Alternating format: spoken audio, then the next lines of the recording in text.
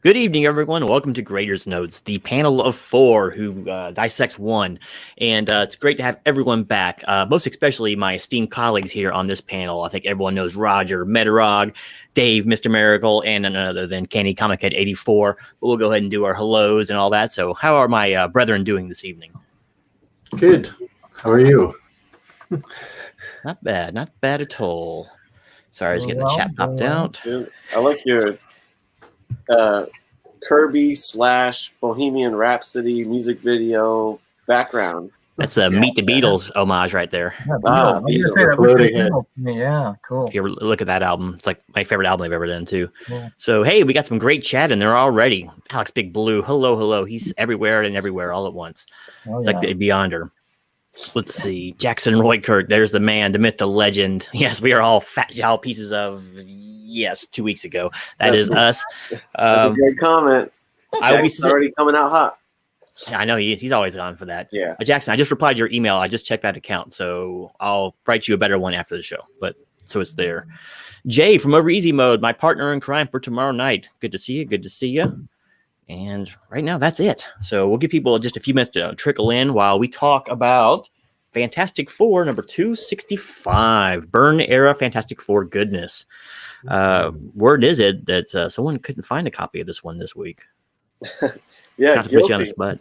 Guilty as charged. No, I had no comic shaming allowed. No comic shaming. I had like 3 in a row where I had to go digital, so don't feel bad. Yeah. I don't know how much does this book go for. Oh, did you? Yeah, I did too. Yeah. How much does this go for nowadays? I didn't even look it up. $1? Is that still just $1 or something? Yeah, it's not much. I figure it's such an important key that it'd just be going gangbusters right now. maybe $3. It tripled in value. Look at that. That's right. It'll be a while before this is on the CBSI hot top 10 list kind of deal. Actually, funny is they just released She-Hulk in Marvel Strike Force, the handheld game, probably about 4 months ago. So I figure that hype would have just pushed it into the stratosphere there. So never played it.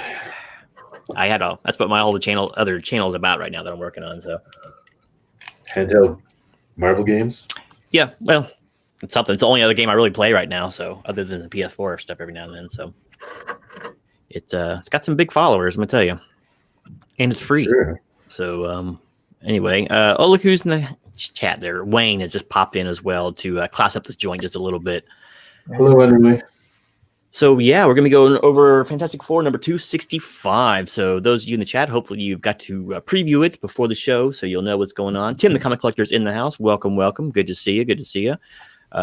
Fortunately for us, after us four graders, the most important one right now is typing in the chat. So you'll get your chance to put your scores in after every category. We're going to go over cover, interior art, story, the always ephemeral concept of the book, and then finally give it an overall grade. We'll see how it matches up with the chat, but I think you already know that. Yes, we got some brine goodness. It's a very salty affair, right? Very pickly, but it's good stuff. Fantastic Four is like great legend show. Welcome. Well, you came to the right place because tonight is Fantastic Four, and we're going to beat the life out of this book. So yeah, there, Miracle's holding it up here. I think I got to switch you to the main like that, don't I? Whoa, look at you. Look at this directing. Yeah, look at that. And then, bam, there it is. Look at that. Oh, yeah. There we go. You got a nice deep rich red color on yours. Mine is faded. I think mine's just sat in the sun because mine's turned kind of pink. Mine's like absolutely mint copy. Nice white pages. Mine is very reader copy. It's nice and it's a thumbed edition. VF, I'd say. VF-ish. It would definitely be a 9698 if I gave it a press and sent it in. Ooh, don't tell Matt Woods that. He'd get all excited. Or Bill Miller if he winds up showing up. Oh yeah, he'll show up. I'm sure he's probably eating dinner. Well, all right. Well, I guess it's no further ado waiting up. People will come in as they are wont to do. So let's kick this baby off. So as we always do, we're gonna go ahead and start with the cover tonight. So Roger, why don't you give us your feelings about the cover of this amazing Fantastic Four book? Wow, with a hype like that, I mean, it's hard to follow that up. Yeah, I'm telling you, it's hard to counter that one. Don't lead the witness, Gino. Yeah, I was going to say, that's very leading there, Your Honor. But anyway, all right. So the cover, okay, if you've seen my channel at all, you know I'm a huge John Byrne fan. I have the vast majority of his work from the 70s and 80s. And I'm trying to track down the ones I don't have, just because he's one of the cleanest, if not the cleanest artists that I've ever seen. His lines are always just so well done. I mean, there's not a hair out of place. There's not a ruffle or a rump that is not supposed to be there, etc., etc. But I must admit that I am not that crazy about this cover, and it's purely because of the concept of the cover. First of all,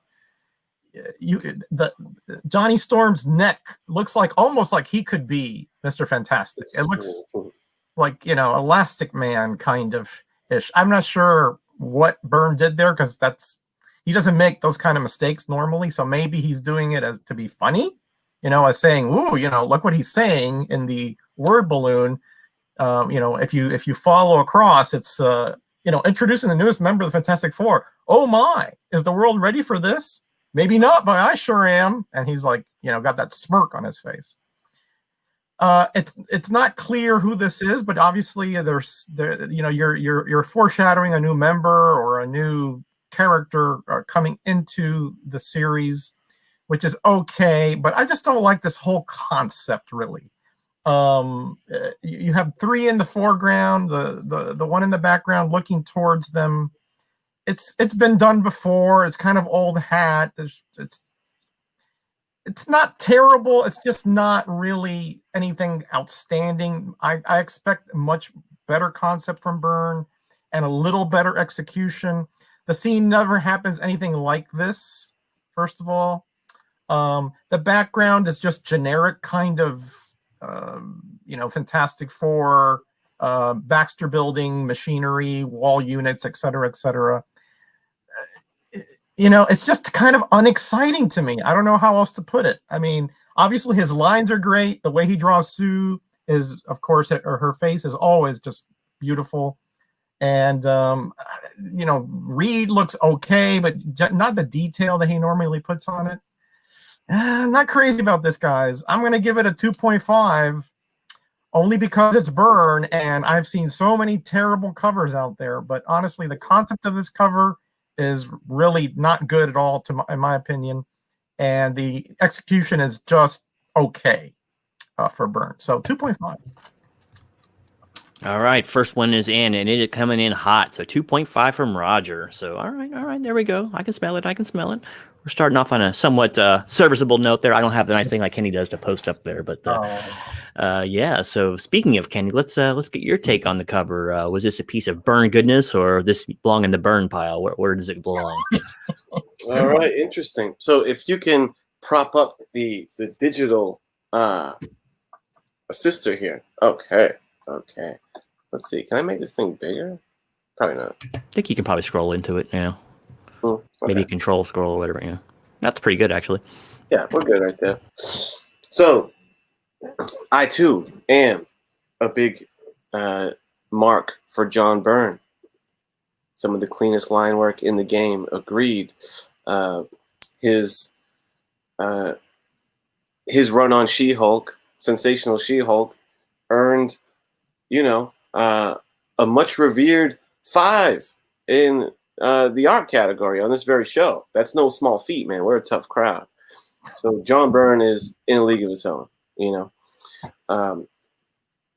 I agree with many points that Roger made. I don't think that the layout and scenario of this cover really does. It just doesn't allow Byrne to really shine, I suppose. But I still really love the way he drew the 3 members of the Fantastic Four. He always nails expressions very clearly. Like I guess once Roger pointed it out that the neck on Johnny is a little elongated, but I think he nails the position. Like you get you totally read the attitude, the expression is perfect. He just nails it as far as I'm concerned. Same thing with Sue. I've always been a fan of ponytailed Sue. too. So that was great. Reed's doing his thing. Happy welcoming her to the squad. I mean, as far as like we don't know who is joining. I mean, I don't know. I might be. It might be tough for me to say because I just historically know who was going to be on this cover, but it's green hair, female hair. I feel like they tipped their hand almost too much. Polaris. I think they could have set this up for even better mystery. I don't like this, and when you look at it, it just looks like a blob of blackness. I don't like it. I don't like that he went for the back of She-Hulk's head. I think if you actually just removed She-Hulk's head and just had the three of them standing there remarking the same thing, you probably would have had a better cover. I think putting that, and it takes up so much of the real estate. I think that was a big miss on Byrne. Of you're spoiling the surprise, and you're really just kind of mucking up the cover. I think you would have put She-Hulk a little further behind the camera and just let the three members stand there. So that was a misstep. The background is, he's got, as always, like the perspective is all on point. I like how we're looking down the corridor. That all is on point.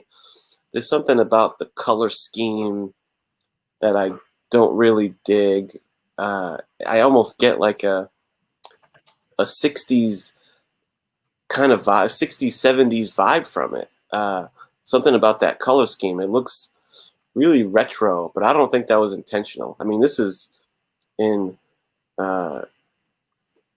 my namesake year of 1984, and it seems like this is something out of the 60s with that, something about that color scheme. So, with all that being said, I think he really nailed the three members of the Fantastic Four. Can't really ask for too much more there. But the background is kind of a miss for me, and I really think he blew it on putting that She-Hulk head down there. Doesn't do any favors to the cover. So with all that being said, a bit of a missed opportunity, but it's still John Byrne doing his thing. So I gave it a 3.5. Nice. Man, I thought it was going to be 1.5 the way you were describing it. Oh, no, there's a lot of Byrne magic still happening here. Yep, he's Copperfield and Blaine on steroids, right? So there we go. Pretty close. Yep. Yikes. Well, speaking of magicians and artists, and quick speed artists, I think are you practicing now to be one of the ones that works at the fair? The caricature artists, get them done real fast. Yeah, I hear they make pretty good money. Those guys are good. All right. Whoop, got the wrong button there. Give me 1 second. And there we go. So what was your opinion, good sir, on the cover of Fantastic Four? Yeah, I kind of landed right around where Metarog landed, where a lot of this is seen before. Yeah, and I think like any comic fan worth their salt knows who's the back of that head is, right? And yeah, Kenny has said it like right. It probably would have been a much better cover if she wasn't there at all. If they were just looking, because then in the minds of people, it could have been anyone. Like obviously, we're gonna get a girl. She's got green hair. There's very few characters that fit that bill, right? Other than She-Hulk, like you mentioned, Polaris, but it would be an odd choice to put Polaris into the Fantastic Four. It was a little bit of an odd choice to put She-Hulk, but we'll get into that later. Yeah, the background's weird. It's kind of that weird trying to be like 2001 Space Odyssey kind of background, but not great, right? Like I've seen Byrne do a lot better. It's not his most favorite. It's not my most favorite portrayal of these characters that he's done. And I've seen him do lots better Fantastic Four covers, lots better during his Byrne run. This one, I think that the once we get into the story, the cover will make more sense, and that the shock value of this kind of person being in here will make more sense. But if you had no idea, like if this was the very first time you picked up a Fantastic Four comic and was reading it, Byrne but you were a She-Hulk fan, which would be a weird thing to be without reading a Fantastic Four comic, but you would know who that is. It's not that secret of a thing. I think the real secret is why this character is here. Like I said, that'll be in the story later. So, yeah, it was a cover, right? And you kind of got the gist of what was happening, what the big, surprise at the end of this book is. And yeah, but it didn't really tip the hand to exactly what the story was in here, right? Like the story and this cover only kind of come together at the very, very end. The rest of this book has nothing to do with this. And this scene, like you said, Metarog, does not show up in the comic book, right? It doesn't happen this way. It's yeah. I gotta agree with you too, you guys. I've always loved the ponytail Sue Storm. I think other than Jack Kirby, John Byrne has done the best Fantastic Four, in my opinion. I mean, I'm a little biased towards the man, but yeah, it's not his best cover, not by any kind of stretch.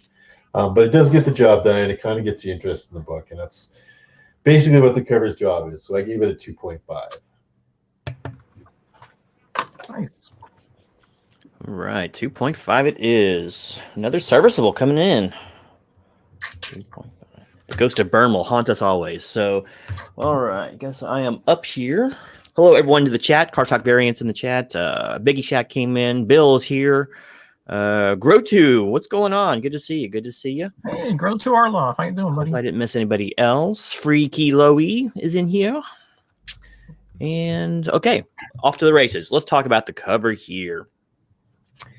Okay, let's just get this off like my chest right away. It's not my favorite cover in the world, and definitely got the lowest score of the entire book for me. But even Byrne on his worst day when he's not trying is still better than most, I probably should take the green screen off here. It's probably kind of distracting, but whatever. You get the idea. It's invisible. It's Invisible Woman ink right there. Okay, so yeah.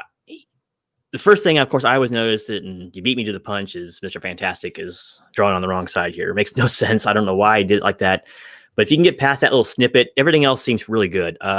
It's what I like about Sue's face is my favorite on here, and it's the simplicity with which he draws her. There's not a lot of cross hatching or other nonsense in there. It's just simple, a little bit of accents here and there, little wisps of eyebrows and nice little curly ponytail hair. And it's a perfect look of astonishment on her face. Reed looks like the mayor, welcome to the Baxter building, and then there's the lech over there, Johnny, just freaking ogling in. The only other green hair ones I can think of was Cersei and Viper, I think her name was, but why would she be drawing the Fantastic Four? And Polaris, that's the only ones I know of. And Polaris is the only one that had hair like this, I think. So yeah, everyone should know who this is. And I was almost thinking, some people were saying Silhouette earlier, maybe they should have done it the first Secret Wars, or the first issue of the second Secret Wars, where it had to be under shadow on the ground, and everyone a little bit farther back staring at it, but maybe it was too close to that. I don't know, whatever the case may be. Having her head there just leave it blank, show more of their bodies and show them staring off at the viewer. I could be the fourth Fantastic Four member, that'd be kind of cool.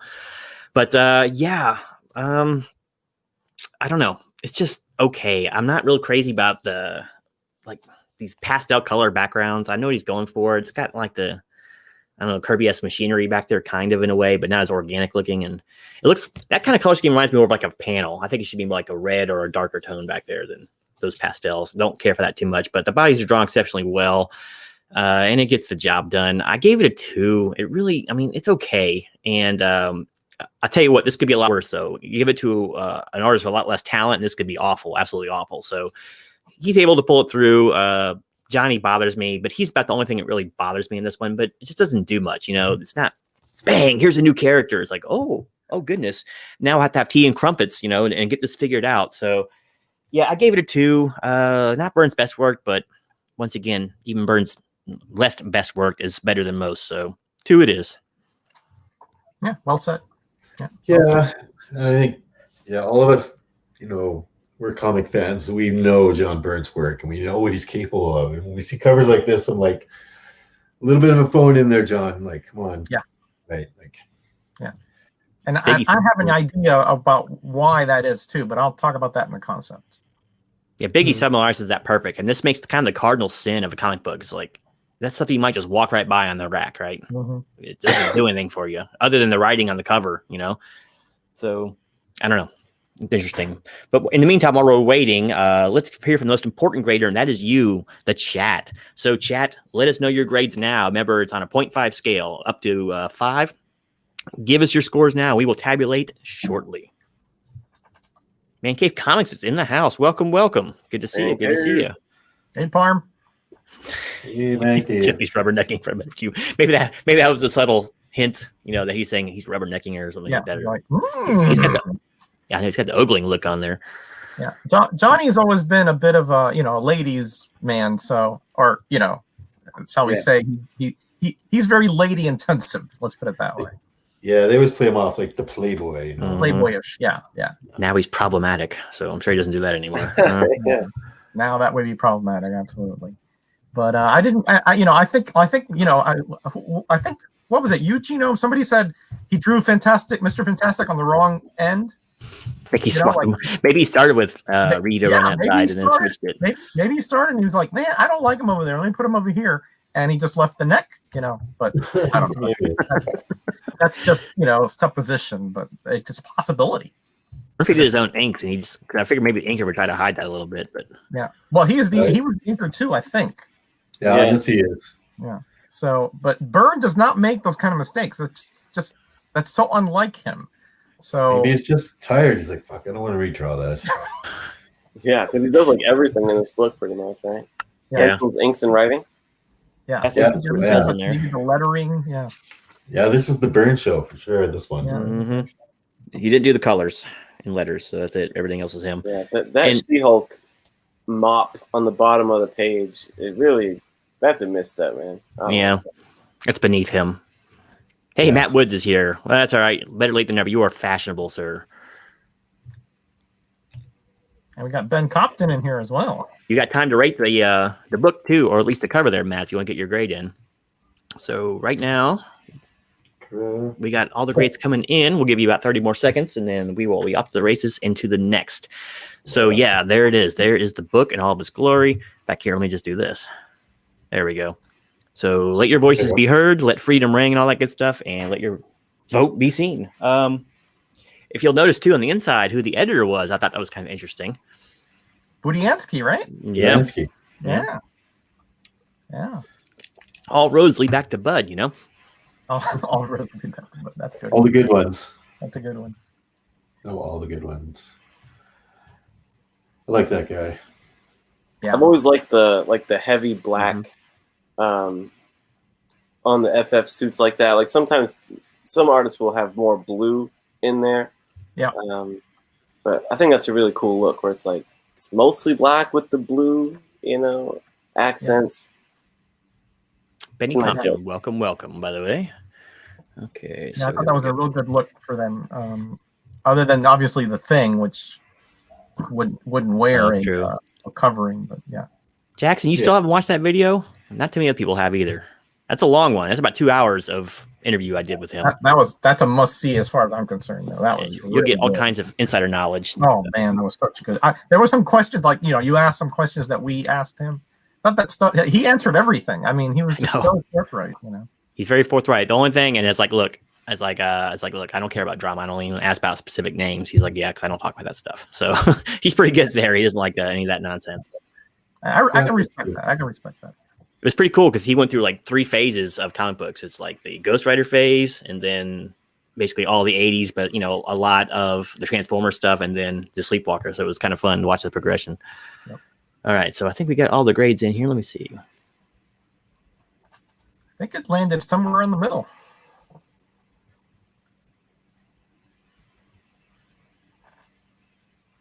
Hold on 1 second. Oh, okay, there it is. Okay, that's what it is. So let's see. So clear. Yeah, 2.625. That's like a 2.5 then, isn't it? Yeah, we got a round down there. Yeah. It's close. It's close to rounding up, but close. Below the threshold, I think. So yeah, a 2.5. So yeah, serviceable coming in from the chat too. No big surprise there. I don't think anyone would really say this is a really stellar work. It's just mostly just competent. The faces are exceptionally good though, and drawn with a almost an arrogant ease, you know, because there's so little detail he had to put in there to make him look good, which I find impressive. So, okay, so there we are. So I think in keeping with the art theme, sometimes we'll change this up. I think we'll go right into the interior art. It's a good time to contrast because the same guy did the cover and the same guy did the interior and basically everything else in there. So let's see. I think we left with Roger last time, right? So let's lead off with Kenneth this time. Okay. Kenny, what was your take on the art within these pages?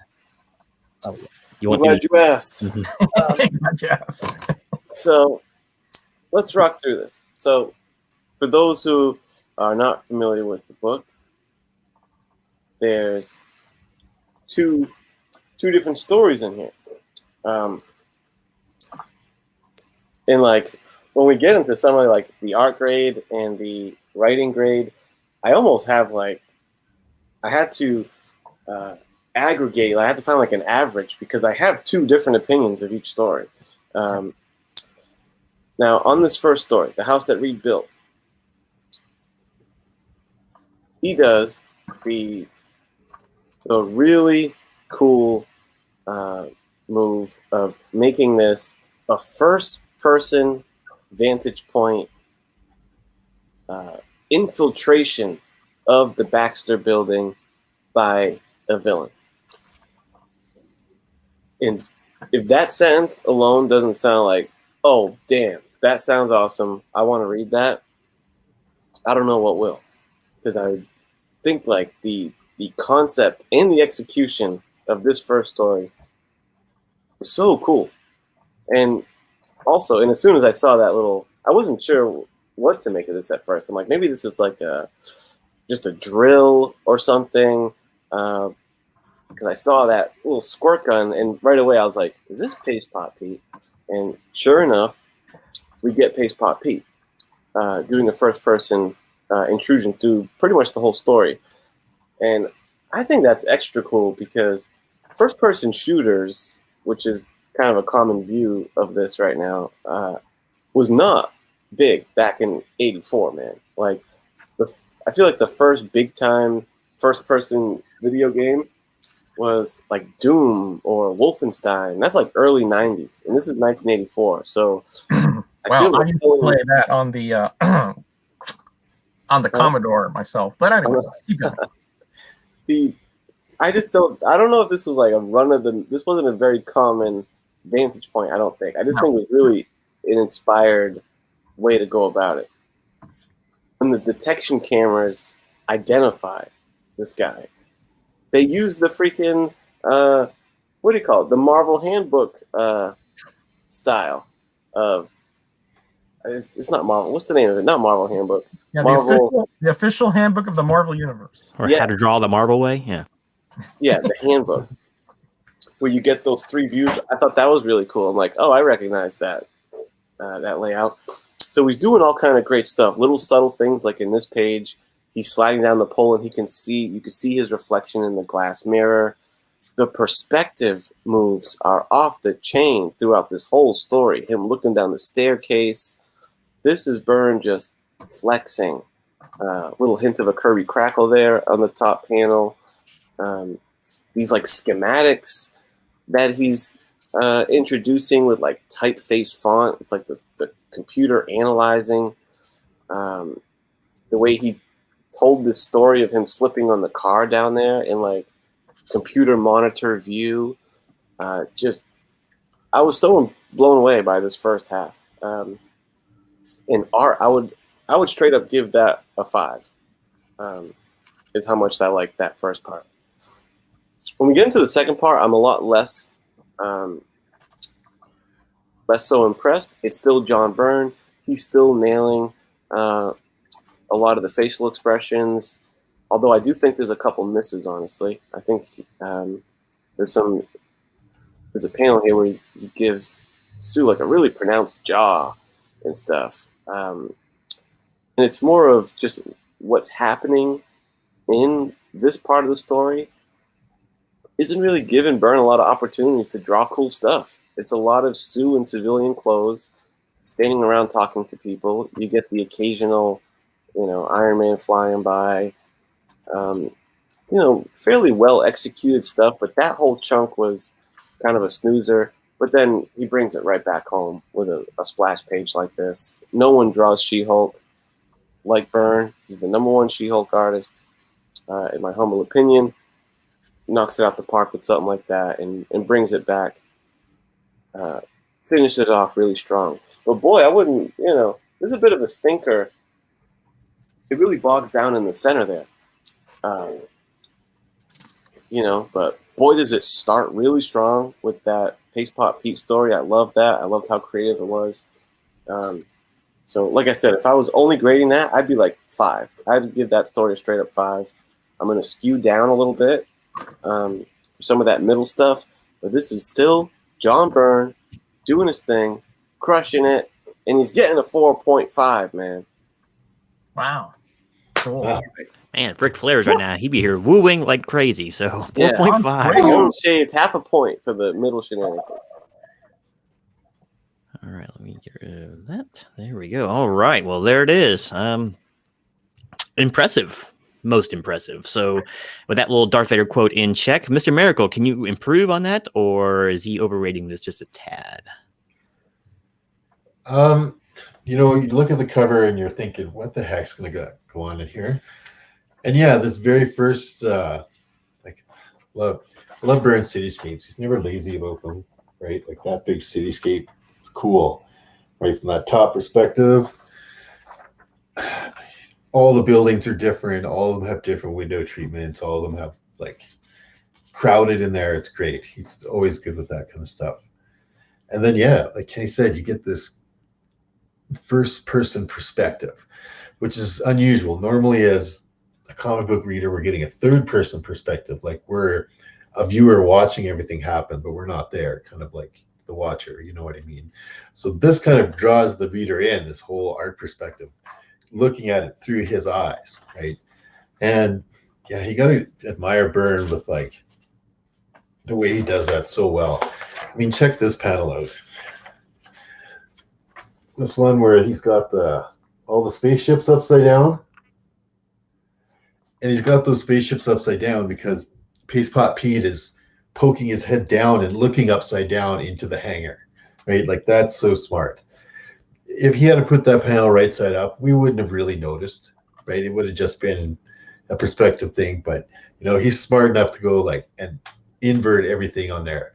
Couldn't do that with the computer, right? And the computer now is just click, click, click. Okay, now that's upside down. He had to draw all that upside down. I mean, I'm sure he flipped the page around and drew it out, of course. But yeah, really, really smart choices that he's making from that kind of perspective angle. It's quite entertaining. I have seen a few comic books from this kind of perspective, but yeah, they're few and far between, and very few of them do it as well as this. And not only do you get this first-person perspective from the Trapster, Paste Pot Pete, it switches, but we get a first-person perspective from the view of the Baxter building through its security cameras, right? And that's cool too, because now we're like, wait a minute, I'm still looking through it, but now I'm the Baxter building. Right? Now I'm the Trapster. Now I'm the Baxter building, back and forth in these panels, but not confusing. Very, very well done. That when he flips over to the computer part of it, like you see it in that computer mode, with like digital readouts and taking a look at stuff. And yeah, no, it's really great. It's really smart and well done. And yeah, Byrne shows off a lot at his power perspective going through that whole thing. When we hit the next story, Home for the Heroes, or Whom Are the Heroes, sorry. I can tell you right now what happened with this comic book. Like Shooter told him, look, man, we've got this big limited series coming up called Secret Wars. You're involved, blah, blah, blah.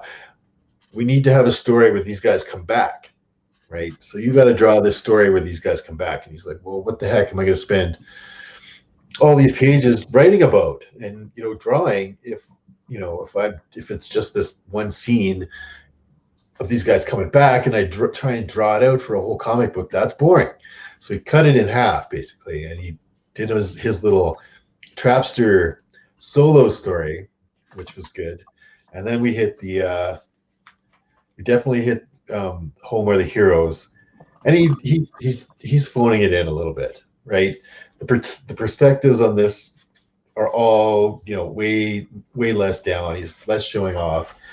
He's always on point with his anatomy. I've never had any weird stuff. Even drawing pregnant Sue, she looks pregnant in all the stuff.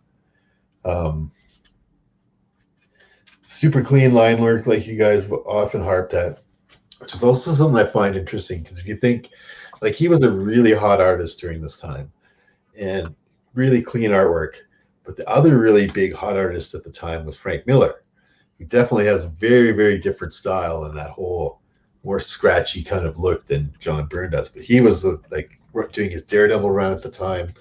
So he had quite a bit of a following too. So, I mean, as long as you put out artwork that's good and true to your style, I always think that it's going to land, right? That's what Frank Miller did. That's what John Byrne does here. But he is just, okay, this is a filler story. This is something quick that's I need to draw out to get people interested in this limited series that's coming up. I mean, he loves the splash page. I'm sure they probably almost even had to bribe him to be like, we'll give you the She-Hulk in your team if you just, you know, do a good job, John. All right, fine. Right, like, I'll do it. Yeah, that splash page, it's the pick of the bunch in this whole issue. Love that one, that big She-Hulk. But the rest of it, yeah, it's just straight point perspectives and a couple things. That Kirby energy shot, that's good. I did think that the interior art was much improved, and I gave it a 4. All right, 4 it is. Good scores. Coming in for Byrne. He's a good pinch hitter, right? He just comes in and fixes anything at once. I wonder if he did the cover first or the inside first. It's hard to tell, you know. It almost feels like maybe. I think Miracle's theory on why that comic is written like that is totally spot on. Totally stretching till the last page. That's a good call. Yeah. There's no pun intended, right? Stretching to the last page. Yeah. All right. I guess I will go ahead and throw my 2 cents in the ring here. It's probably worth about a penny. But all right. So the interior art. Yeah. What more can be said? Byrne's fun on the inside. And Kenny, you're exactly right. I love the switching back and forth in the first story. The art in the first story just tells its own story without even words. You got the first person of Paste Pot Pete, and then you got basically the first person of not Jarvis, but the Baxter Building security system. It's very cool. And you can tell later on with some of the dialogue too, that it's actually stalking him. He thinks he's stalking or breaking in the building, but they're actually letting him in as far as he is, just, I don't know, for testing purposes, whatever. But I love the art style of it. It's very, it's like a heist movie, right? To lead off the book, right? He's breaking into the bank and he's going through every step of it.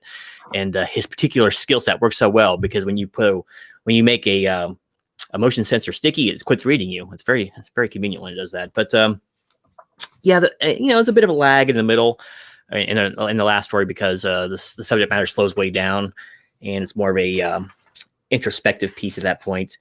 A couple of things that are interesting. I guess there's a love relationship now between Johnny and Reed, according to that panel. But a few things like that notwithstanding, it all looks really good. I know Jack said he hates the way he draws Alicia. A couple times she does have like the over-exaggerated, I'm blind look, constantly eyes like this big and looking straight up in the air and all that. But like his Mockingbird is freaking on point, man.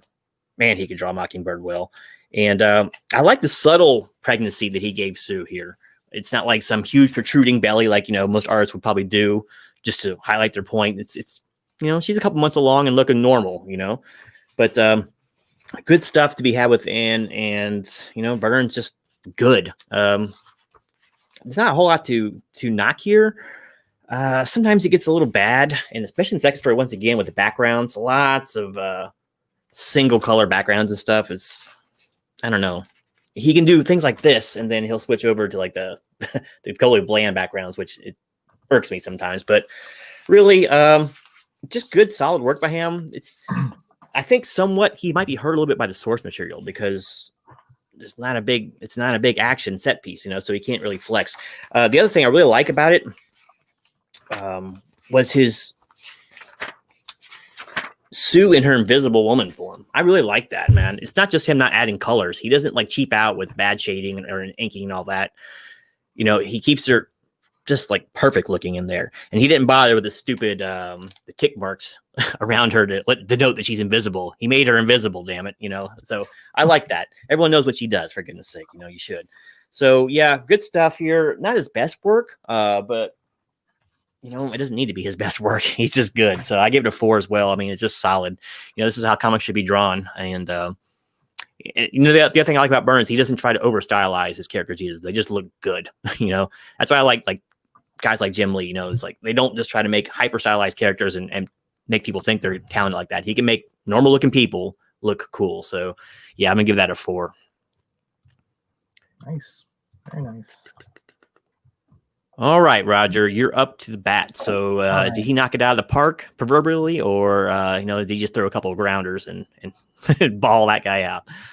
Well, man, you guys just sucked all the marrow out of that bone, man. I mean, you took all of my points. So I'm just going to go through this real quick. But to me, this is, I think Kenny hit it on the head. This is a tale of two tales. And the first one is vastly superior to the second.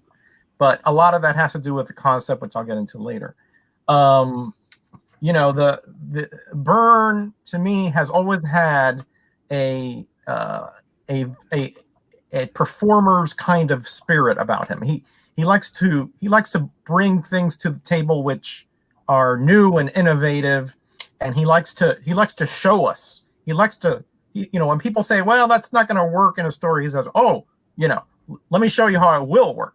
And the first story is brilliant, brilliantly drawn. I think, Genome, you said even if there were no words here, the way that the story is unfolding before you is clear, right? And I'll get into it when I get to the writing. You know, the Trapster, sort of a Pax Speed, is he's like the butt of all kind of villain jokes, you know, and the fact that he thinks that he can get in there and take advantage of the Fantastic Four is laughable. But I'll get into that in the story itself. You guys did it. The perspective that he puts on, the backgrounds are just so lush and full and well defined. Also, I'm talking about the first story here now, and how you never really see the face of the Trapster, you know, because he's the one who is.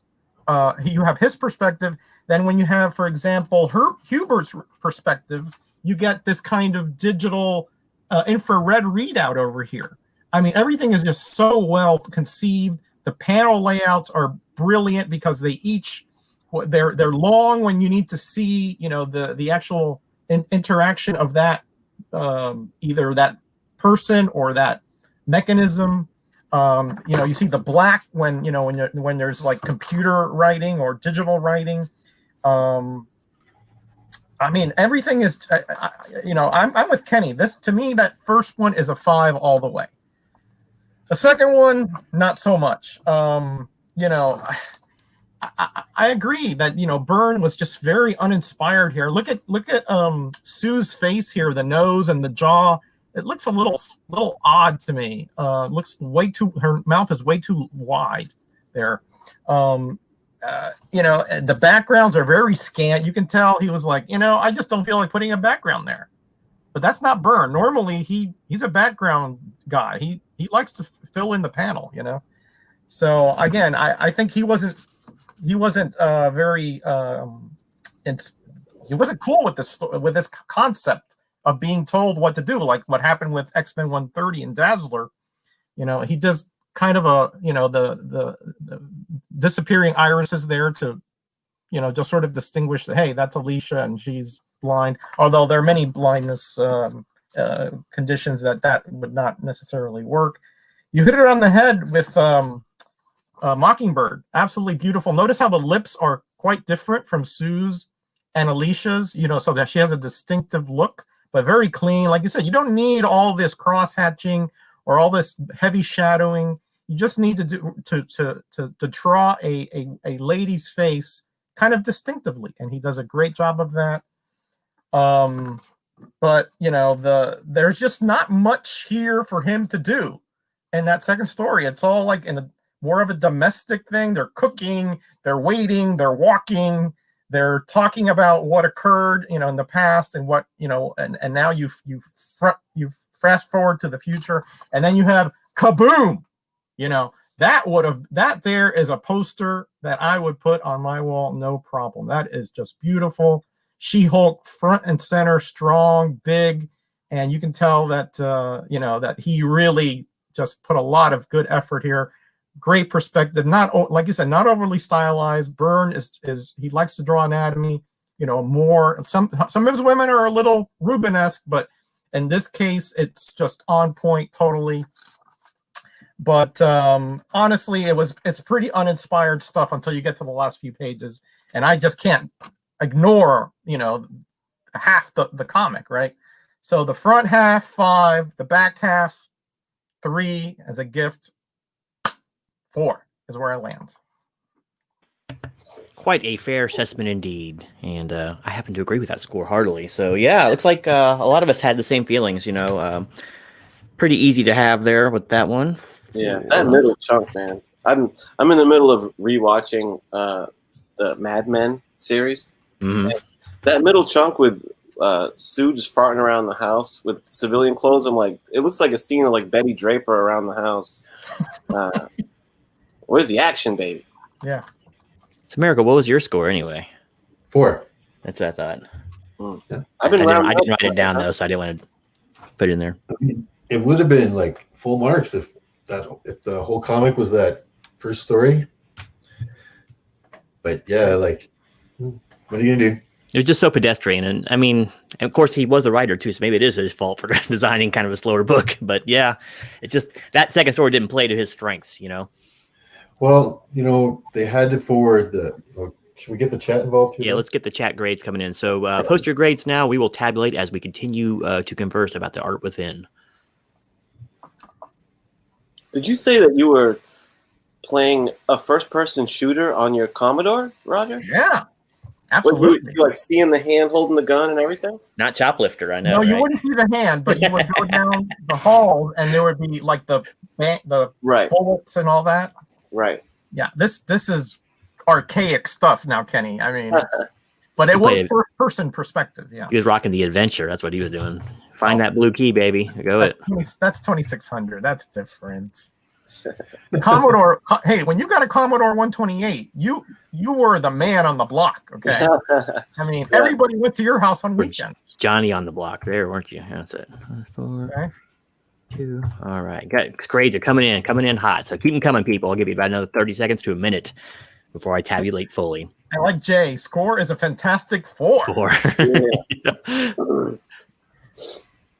That's just like him and that dramatic flair that he has. He does have a pretty good dramatic flair, doesn't he? That's why he makes a great co-host on Friday Night Hangouts. Oh yeah. Starts at 8:05 Eastern Standard. Be there or be square. So, yeah, fun stuff. Fun stuff. Like I said, nothing. There's a couple interesting. I like that first splash page is so good, and Miracle was really pointing that out. It just looks so amazing. It's kind of almost an isometric view there too. It's a little off kilter, off center. It's not perfect. He could have just made it the flat front to it, but no, he gave us some nice little angles there.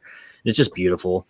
And I don't know, but there's not enough of that throughout the entire book, unfortunately. That first story is so good, man. Mm-hmm. Yeah. Like, I'm sure, like, they just said, go nuts, John. You can do whatever you want for the first half of the book. But then the second half of the book, the whole company's narrative is moving towards the story. So you have to do it too, right? Well, what am I doing? This. Fuck, that's stupid. How am I supposed to write this for 32 pages, right? Or... Am I the only one that saw that? Yeah. That panel? What, did I miss it? Yeah, did I miss a page? What happened? What did I It's miss? in there. Let's see if I can. Oh man. Let me see. It's getting toward the end. I don't know if it's just because of the way the panel was cut. But dang, if that doesn't look like Johnny right there. And Reed, the whole kiss. Because of the jaw is big and square. Oh, jeez. Yeah. And you don't see the back of her hair. And she's got blonde hair too. So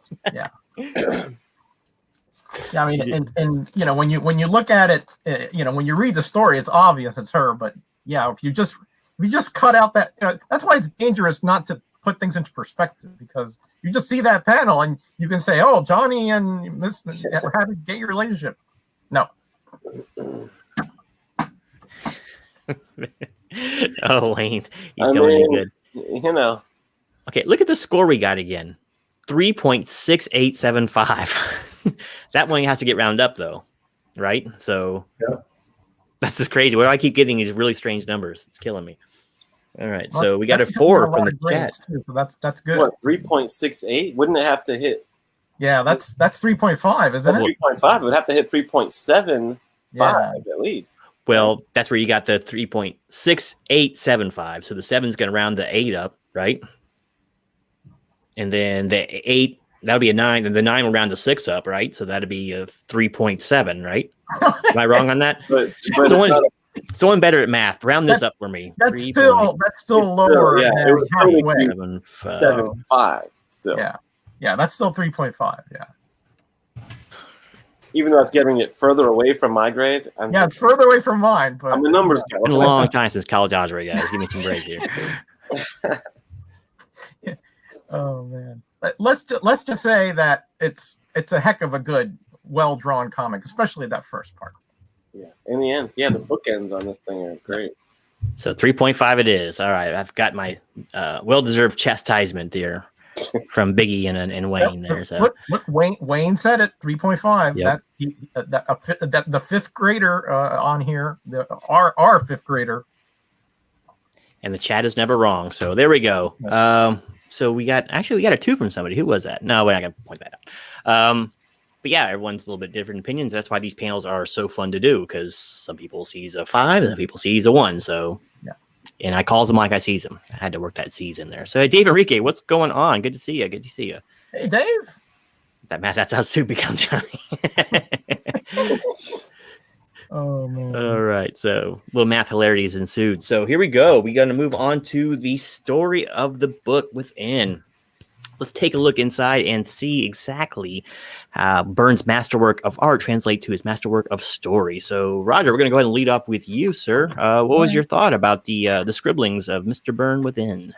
Man, I tell you, it's a tale of two tales for me. And this is I'm going to get more into the concept, but this whole Secret Wars issues, when they came out, I was there, and I bought most of them, and I was like, it's so spoiler heavy, right? And I just don't like that concept, but I'm going to talk about that later. The first story, I think we've already kind of gone over it. Just brilliant stuff. I mean, the hubris of this, just really just bizarrely demented villain thinking that he could infiltrate the Fantastic Four and take them out by himself when he couldn't do it with the Frightful Four, and he couldn't do it, when they didn't have these sophisticated alarm systems. Even though he had interior knowledge of it, even though he had gadgets from the wizard, it's to me it is somewhat like a villain mentality, right? That they're just so self-centered that they don't realize, they have no perspective of the reality that they are just outmatched here. Certainly, Pace Pot Pete, boy, that's a tongue twister in himself. Couldn't even defeat the Human Torch in Strange Tales when he tried dozens of times. So, it becomes clear that this is written as sort of an analogy of the frustration of the villain who thinks he's a dinosaur when he's really an ant, essentially, in perspective with what the feat that he's trying to, or the plot that he's trying to portray here. And he fails miserably. He's just drawn in, like just essentially he is just, they open the doors that they want to. He's led to a certain place, and at the end, the robotic secretary calls the police and says, "Hey, do we have to hurry?" Nah, don't worry, it's just Pace Pot P. He's out. Don't take the lunch break. Come back later. So really brilliant story, great perspective, fabulous idea for a story, right? Even though it's short, to me, that is the main superstar part of the story. If it was just that story, I'd be close to a 5 because I cannot find a flaw. The dialogue, he talks kind of like this, I think I could do that, it's sort of like, somebody who grew up in the streets, etc. So, and yet the language or the different writings or dialogue from the computer and the building itself was very Reed Richard-esque, great diction, etc., etc. So that's that. The second half of the story, I don't like it. I just do not like this story because it you can tell Byrne just is really saying, I gotta do this, so I'm gonna do it. But it's so uninspired, It's essentially, it's just, hey, I gotta do a story that has the Fantastic Four disappear and then reappear with the She-Hulk, right? So the rest of it is just, cooking. The rest of it is, kind of soliloquies and some kind of meandering plot line with that they're going to go see, after a week later, they're going to go see the actual mechanism, which is the transport. And lo and behold, when they're around, they come back and the She-Hulk shows up with the other 2 members of the Fantastic Four, but not the Thing. We don't know why, because Johnny got interrupted mid-sentence, and then Sue got blasted by some mysterious force of energy radiation. It's just kind of a messy pastiche of different plot lines that are kind of forced, and then a cliffhanger with very little information. And I don't like it because it spoils the Secret Wars, which tells you to read it, and that at least some of the members came back, although the Thing is still kind of out there. I just don't like the stories that are so meandering and have so many different diverse plot lines that are unspecified, and one that is just drawn out. It's just sort of, they're biding their time until the boom, the announcement that the She-Hulk has come with a Fantastic Four uniform on. So, that's obviously where they're going.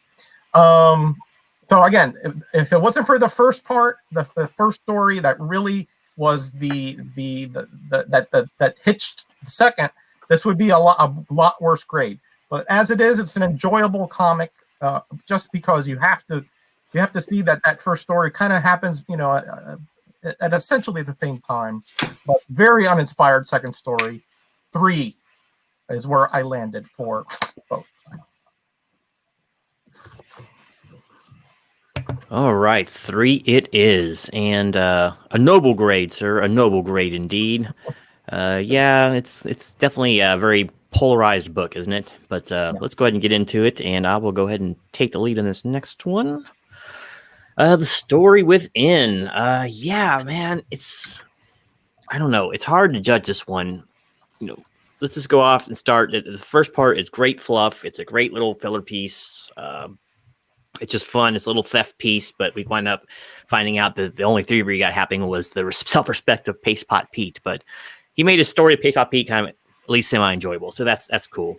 The important meat of this comic is the second story, and it's just one big advertisement for Secret Wars, even though we don't really know what that's about. It's okay. I do like that it kind of shows a bit of the malaise that comes over Sue after they've been gone a few weeks, because they're not just disappeared for a day or so. They're gone for a while. Here she is, pregnant and alone. Alicia's there with no man around either, no thing to guide her around. And then you even have the butler and cook like being testy with them because he misses, Reed and company. So it's uninspired was the word that Metarog used, and I kind of have to agree with that. It could have been so much more interesting because there's like 2 action panels in that whole time. And I understand they're setting up something. It's a story element. You're getting a little bit of characterization, but you are, but you aren't. It's real vague. And I don't know.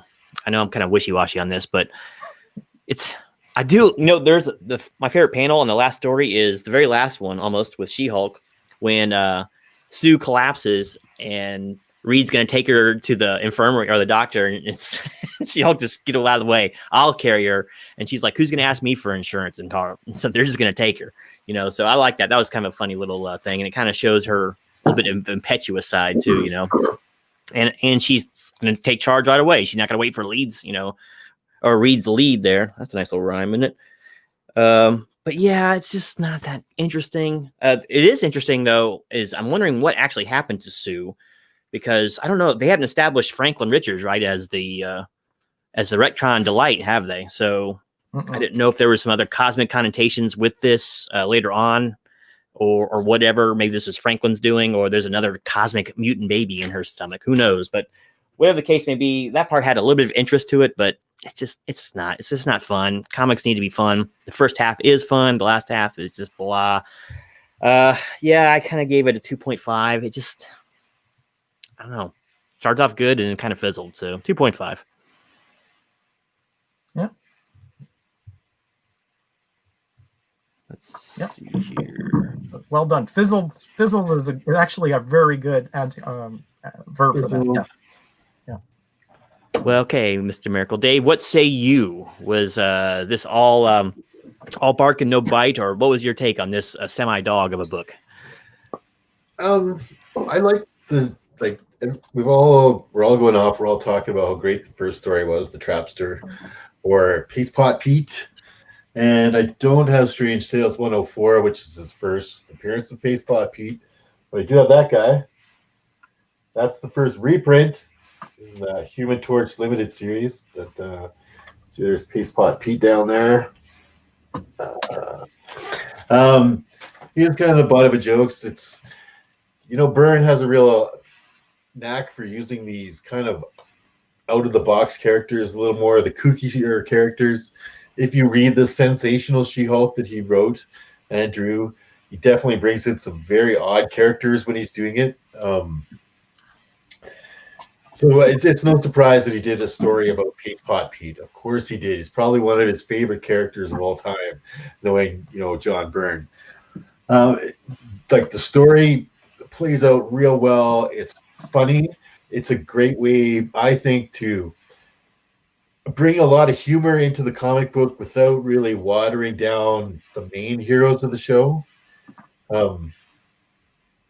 And so that, you know, I like the way that he did that, right? Like, we're making fun of Peace Pot Pete, and then it's funny to see him get beat by an empty building. Basically, you know, the Baxter Building's AI kicked his butt and got him arrested. So not only, like, in his mind, he was thinking he was going to take on the Fantastic Four. Not only did he lose or not win against them, he lost against their empty building, like, let alone them. So that was funny. It definitely, you know, this is that the narrative for the second half of the story. There's a somebody's making a lot of noise in the background here. There you go. Thank you. So yeah, in that second story, there's like, you get to tell that probably got handed to him by Shooter. Here, man, you have to do this. You have to take this. This is our, for the next year, this comic company is going to be focusing on this, right? And he's like, but I'm not even writing about what happened, right? I just, all of a sudden, these guys appear. Secret Wars, the limited series, hasn't even happened yet. So they already came back to Earth before they even left in Secret Wars, right? So that's where it's the kind of the mystery thing, like I was saying, like why she was on the cover still becomes a mystery, because you're like, okay, the She-Hulk's there, but why is she there? Like, what happened? Where is she going? Oh, I got to read this Secret Wars thing to, you know, get that back on track there and get, you know, to understand what the story is back there. So I'm sure he wasn't very happy about that, like using his comic to plug other comics. He said he was a really hot writer at the time, and he's probably one of those guys that didn't take no for an answer very often. He probably had some sort of an agreement that he was allowed to write whatever he wanted in the Fantastic Four, right? And it was probably some written agreement. And when they said, you know, we want you to do this Secret Wars stuff, he probably was like, no, I don't have to do that. That's not my contract kind of deal. And they're like, well, we'll let you have the She-Hulk. we'll let you write your own story at the beginning. You can finish it off any kind of way you want in the end, you know, and you just got to put this one little piece in, John, please, right? And so fine, right? If I get all that stuff, I'll do it. We're gonna send the thing off into his own series, spin him off for. So as a reader, you're picking this up, and if you're reading Fantastic Four, between that issue and this issue, like you're like, whoa, what happened? Why is the She-Hulk here? Where did everybody go for a week? What's going on? What is she talking about, right? And then we're gonna get this limited series that explains all of that. So the big mystery here is go by Secret Wars. This was kind of before they got the idea that they should not only just have their limited series and have all these other series allude to that so that you went and bought that, but have everything cross over with everything so that you had to buy, you couldn't just buy 12 issues, you had to buy 48 issues. You had to buy issues of comic books you hadn't collected in years in order to keep up with the story. That's the way they do it now. That's the moneymaker, but they're still cutting their teeth on that kind of idea here, and they're getting all these other comic stories that have a big hole in their story and something major happening, right?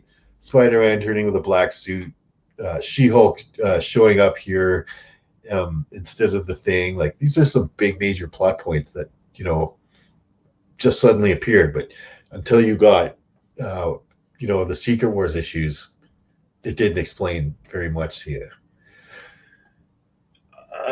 So, you know, and I know what's happening, that baby that Sue lost is actually, what's her name? Valeria, right? And that's this weird comic story where that baby, like, she loses the baby physically, but Franklin holds on to the spirit of the baby mentally, and later on in comic books transfers her consciousness back into another baby and becomes Valeria, who is technically, you know, Sue and Reed's second kid. Weird, right? Comic book stories are weird like that. So I'm sure that's not what John Byrne was planning on at the time that happened. Kind of a retcon years later, written into different stuff. But I like the story. I think he did a good job of forwarding the narrative. There was one big continuity error I noticed, because Sue is at one point pointing out, you know, oh look, there's the Hulk and there's Spider-Man and that's the X-Men. And I was like, wait a minute, no. When the X-Men reappear, they reappear in Japan. So unless Sue's got some really, really good eyesight, you know, or, you know, maybe they materialized for just a moment in Central Park first before they took off. But I remember they materialized in Japan when they came back from Secret Wars. Anyways, I thought the story was good. I thought he did a good job, even just like having to do that little setup at the end. He still put some Byrne-isms in there, having Sue lose the baby, bringing in the She-Hulk in a nice dramatic way and stuff. So the story, I gave it a 4. I liked it. Wow. All right, 4 it is. That's a tough act to follow, Kenny. You gonna improve on that score, or are you gonna have to go a little bit south? Let's Sorry see. about it. Sorry, I rant a little too long. That's all right. You? No. No, you're good. And I don't know. I think my microphone giving like a little feedback? Is that you that's giving the feedback? Just a tiny bit Yeah, when you speak. before, Little tiny bit. No, no big noise, I muted myself. No big deal. No big deal. Okay, hang on. Wetting his whistle. I don't like people to watch me gulp soda, okay? All right, I'm going to keep it short and sweet because these gentlemen have really broke this thing down to the molecules, and I agree with them, except Miracle. So the first story is amazing, really cool. Even I feel like in recent stuff I've read, I don't know, I've just never read a story like that. It's completely told in first person of a villain infiltrating. Because you know how they say there's no new concepts. There's no new ideas. So in comics, in movies, in books, you name it, you've seen a lot of recycled premises, maybe with little tweaks here and there, because there's only so many ideas. That's life. But I'll be damned if I've read a fair amount of comics. And I feel like I haven't seen a lot of the whole thing in first person, infiltrating from a villain's perspective, a flawed villain. I can't say enough good stuff about that. I really like that, and it's such a big discrepancy to the other story, which is just a lot of wasted time. I can't sit here on the stand and tell a lie. I skipped a few panels. I was really like, let's go. Just something about that really dragged. At the end, it was cool. I guess I would have just liked to seen them have the gang show up sooner. Like, I don't know. Did he have to only give them 2 pages? Did it have to like stick the landing like that? I don't know. Why not have them running around for a little bit longer? Create some random scenario to keep them busy and shoot the breeze for a while. Then they take off. I just don't. I guess he had the instructions of you need to make sure the reader feels like they've been gone for a long time. And Sue must have been so bored and not know what to do with herself while they were gone. So you got to really make the reader feel bored and wondering what to do with themselves, so that the point hits home at the end of the book. Maybe it's brilliant. I don't know. But anyway, again, really strong beginning. Like, it's going to skew my grade because that was so good. But the second part really didn't do too much for me. With that grading of the curve, it's going to land on like a 3 for me. All right, 3 it is. Sweet. And let me also welcome Epicurean Eye Relief to the show. Good to see you. Good to see you again. Yeah, welcome back. Long time. Welcome Back back, in the Alex. YouTube game again. People like, oh yeah, okay, I got that. Some of his best books. So yeah, it was interesting. It's funny. I mentioned a little bit earlier. As Franklin Richard is like the ultimate Marvel like retcon. He is a walking retcon for anyone who needs him for whatever needs to be done in the future. He's there because he can do anything. So makes his own pocket galaxies, holds consciousness for 20 years. He doesn't know what he's doing it. And Sue says that he's only 5 years old here, even though he was born back in the 60s. It's a slow aging thing. You see, he's like Wolverine too. He's a mutant. He's got it all, right? So, all right. So, what say you, chat? The story within. If you've read this before, or just from what you gleaned from what you said, let your voices be heard and throw us your scores now, whilst we converse. So, yeah, just an interesting tale. I don't know. Like you said, maybe the shooter came in, threw it on his desk, said, "Look, this is what we need. We got a big event coming up. We need you to tie it in. We're having all of our writers do this, so you got to put a story in there."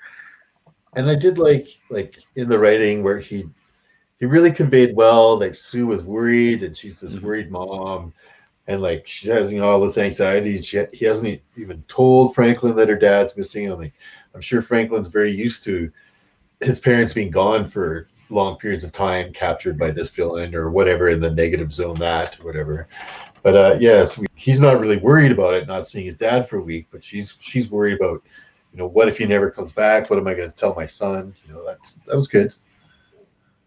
Yeah, but that's soap opera stuff. That's to me that is dicta. If it was there, it's kind of a nice piece, but in the totality, it doesn't really mean much because we know from the cover he's coming back. So it's sort of like, well, you're fluffing the story. It's sort of he just has to get to that point, and he's trying to get there as painlessly as possible. Like I think, Kenny, you hit it on the head. It's like they're saying, well, they want to give the illusion that time has passed, so that's why they talk about Franklin and that he's not too worried that he's getting ice cream, and that takes his mind off of it. But to me, that's fluff. That's not tight writing. Yeah, no, I know, but he's got to write something. He's probably told straight up, whatever you do, you can't write anything that's going to happen. You got to show the She-Hulk and not explain a thing why. And so he's like, well, now what am I going to write? You know what I mean? Yeah, you're right. At least if he had a story where they could have explained why the She-Hulk was there, he could have written something. Right? Yeah, but he's not allowed to write that. I'm not blaming Byrne for that. It's you're right. Shooter and his editorial direction here is really more to blame than Byrne. But it is what it is. I got to grade what I got, regardless of who did it. That's the grade. Yeah, I just say I don't think the writing is that poor, or at least I give it. No. I have a reasonable explanation of why it's as poor as it is. Maybe it's that. I think you're right, and I think you're absolutely right. Yeah, because I mean, Byrne is a very good writer. He was a very good writer on this series in particular, I thought. Oh yeah. Well, he brought back a book that was basically on death's door. No one liked the Fantastic Four back then. Yeah. They were like a relic, and he took them and made them interesting again. Yeah. After I would say from 200 to the 230s. Fantastic Four was trash. I mean, it was absolute garbage. Trust me, I bought it. All right, last chance saloon, everyone. If you got any further grades, put them in now. If not, forever hold your peace. See, at that point, you may not even have known just what they wanted to do with the Thing, just that he didn't come back. Yeah, I know. I love the Thing series, by the way. Had a lot of Ron Wilson art, which I really dig on, and it was a really cool look at Ben Grimm's tortured psyche and whether he would actually stay on Battleworld forever. Very cool stuff. Very underrated series that one is. I agree totally. I like to get the whole thing. I have about half of it. I have never read all of them yet, but yeah, good stuff. There's not a stinker in the bunch. All right, I think that is all the grades. Usually, okay. So let me. Yeah, Biggie. Remember Kirby is his thing. So yeah. He's like Fantastic Four compared Byrne to Kirby. There's no comparison. Yeah. I can see what the mechanisms, Yeah. He trashes Byrne and Buscema. It's like why? John, I'm gonna have to take away my banner. I'm gonna start putting it upside down. Biggie in distress here. Okay, no. I would just like to hear the analysis of what makes them lousy. They're not Kirby. That's it. They're not Kirby. He's loyal. You can say whatever you want about Biggie. That is a loyal man. Okay, but you can still like both. It's not true. But we're not Biggie. Okay. Well, the chat has spoken, and the chat has spoken a great big trace. So there we go. All right, that's fair. Yeah, seems pretty much in keeping with our scores tonight. The chat's been really close to us. So whether we are winning hearts and minds, or they have the book themselves and just happen to line up with our opinions. Whatever the case may be, I love it. So we're going to move on to the most ephemeral of all of our categories tonight, and that is the concept of this book. Did this book do anything new? Did it do anything exciting? Was it a good seller? Who knows? But let's go ahead and get into it. I will lead this one off since it's my turn, I guess. And concept of the book. Okay, I would say this was an excellent concept for hyping Secret Wars. Except we don't know Secret Wars is coming. So it's so vague. I don't know if they did enough. Maybe they should have said, and find out in Secret Wars #1 due in October of, 83 or whatever. But they just kind of left it there. So I don't know if it's going to be talked about in the next issue or what, because it seems like a recollection kind of episode, right? So we don't know if this is happening real time, or is this just her retelling a story? I don't know. Whatever the case may be, it just was maybe a little too vague, but it did start a mystery. It did start people wondering, okay, the most recognizable of all the Fantastic Four is all of a sudden gone. Where is he? Is he alive? And it's kind of funny. Well, not really funny, but kind of horrible, actually. Everyone's like exclaiming they got their loves back, Reed's back and everyone's back. And Alicia's like, is Ben around anywhere? And everyone's like, and then they don't get a chance to answer. But so there's a bit of a mystery thing there, but if they're trying to hype a series like Secret Wars, they got to make some allusion to it, right? Or what does Battleworld have to do with Ben's disappearance? Who is the Beyonder? Find out all this and more. They don't do any of that. So I think it's kind of a missed opportunity. The initial part was just some filler. Maybe he had there before, or maybe something he threw together real fast. So it's not like a new concept or everything. Now, I will say this. It was a pretty ballsy concept to replace Ben Grimm, because I'm sure he was the most popular character of the Fantastic Four, or at least close to it. And once again, most instantly recognizable of them. And all of a sudden, bam, he's gone. And now we got She-Hulk in his place. So it does kind of two things there. It does let you know something bad's going on, but it also helps push She-Hulk, because she was a really new character at the time, or newish anyway. And so it helps kind of propel her up. And, you throw her on a team headed by a hot up and comer or established, actually, really artist and writer at the time, and you got a recipe for success. So that's how you introduce like a character change in a team, is in someone's capable hands, like Burns, right? So yeah, I don't know. It doesn't do anything new. It does kind of suck that they have to like prop up an upcoming series in a current book like this. Usually it's after the fact there'll be a tie-in. But like Dave was saying earlier, they were kind of new to this game. The overarching freaking storyline they had going on here. So yeah, I get a 2.5. Once again, it's nothing new in the sun, but it is a smart way to introduce the character and maybe add a little juice to the book that might be flagging a little bit, even with Byrne at the wheel. Hey, look, there's someone new in Fantastic Four. Let's go out and buy some issues. This could be valuable one day or something, and is Ben going to come back? And so that part worked. It just, if they were going to make this a commercial for Secret Wars, they should have gave us a little more meat. And that's about it. So it was all sizzle, little meat. So 2.5. And let's find out what the rest of the panel has to say. All sizzle, little meat. I'll remember that one. Let's see. Let's go with Dave on this one, since he looks like he's in the middle of something there. And I like to interrupt his artistic achievements there. But Dave, what say you about the concept of this book? Was it all sizzle, no fizzle? What do we have here, sir?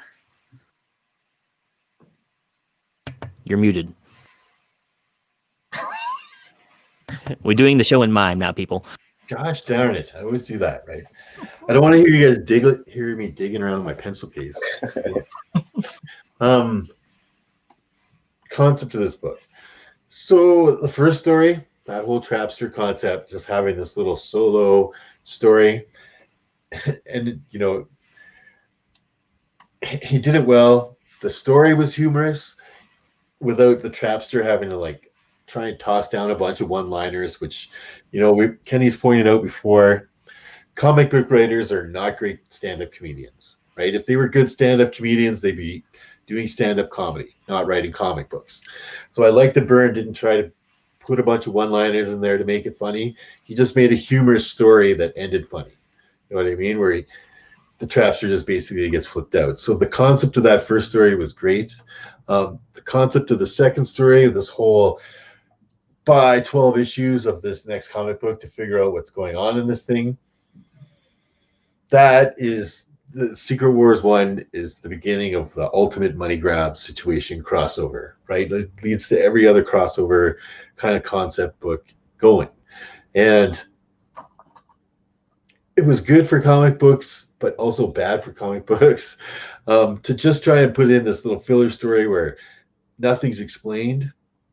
Gotta piss those readers off. I know, like I can remember buying it. I was pretty young when this was coming out, but I was collecting comic books at the time. I can remember buying Secret Wars, and I remember all these weird stuff going on in different issues. Spider-Man and stuff all of a sudden had a black costume and whatnot.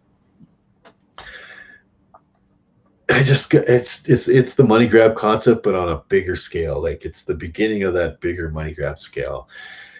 It did not explain anything to any readers, so that you had to go back and buy those things. I don't like that as a concept, so I gave it a little bit of a greedy minus for that story. The pregnancy loss and all that kind of stuff was cool. The drawings were cool.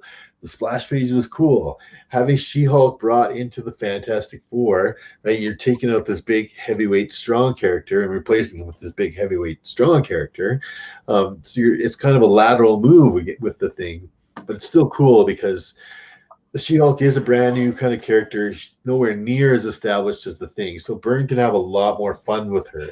Like, if you read the Savage She-Hulk, she's really, grr, I'm a mean lawyer, Jennifer, grr, right? Like, and Byrne kind of switches her more into that kind of like happier-go-lucky party kind of girl with his run in Fantastic Four and his run with Sensational He-Hulk, which I thought was a much better personality for her compared to, like, just being like her grumpy Hulk's cousin, right? Like, so I thought it was a good expansion for the character.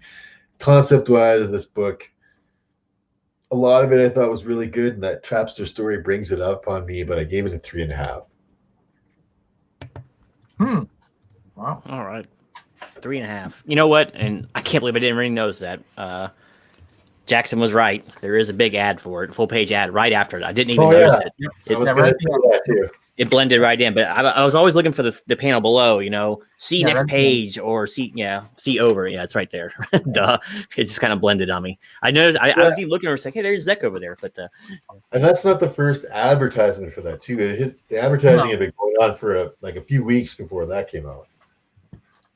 And if you were reading the fanzines, it came out even months before that. Yeah, it was no secret. They weren't surprising anything. They wanted to sell big, right? So they were advertising the heck out of it. Yeah, good point about She-Hulk too, making her a much more interesting character. We already had one Savage Hulk. We didn't need another one, So yeah. All right, Kenneth, what say you, sir? Was this concept one for the stars, or are we talking more like a fool's gold kind of thing here? Right. I mean, the concept is another one that's kind of disjointed for me too, because there's a couple concepts. Again, we've all been kind of praising that first story. Conceptually, that is awesome. So high concept marks on the Paste Pot P infiltration story. Well done on all fronts. So I guess, like always, the Paste Pot P story is going to, make me grade my thing on the curve, because the other part of the concept of the,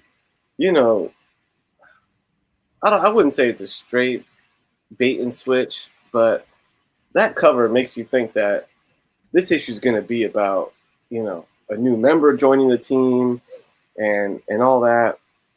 So it's like you start with that cover, you're like, all right, let's see what the story is. And I mean, she just pops up real quick on the last page. I mean, that's really about it. You get that that initial story and a lot of Sue, and there's no mention that there might be a new member. So like the payoff was really low on what they sold you on the cover. So I feel like that was a big concept part of that, of like reeling you in on who the member of the new FF is. So I didn't like that. Payoff was not good. As far as like a setup into Secret Wars, I mean, I don't even feel like that's, that well executed.